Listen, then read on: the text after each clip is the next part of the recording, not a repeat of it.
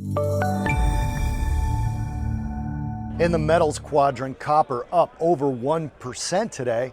Strong day, but not enough to turn the week around.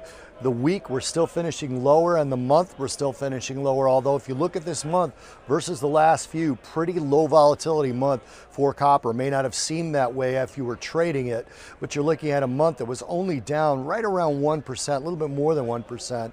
And that hasn't been nothing in terms of the monthly ranges for the base metal as recently with the trade wars and the trade tariffs.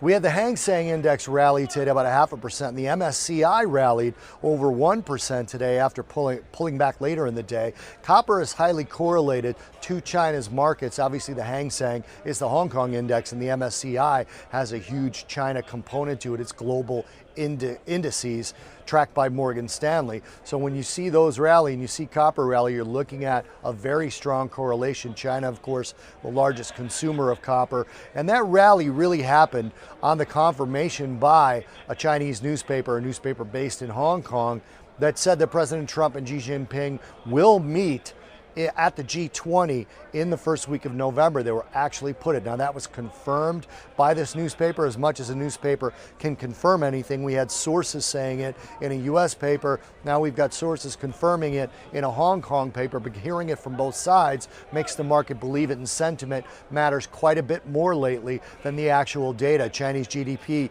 came in weak overnight, but the sentiment turnaround came from this Hong Kong story that the president of the US and the president of China would be meeting in person. Generally with President Trump, when there's an in-person meeting, it comes out with positive rhetoric afterwards, and that's probably what the market is up on today. Equities, MSCI global equities, as well as copper.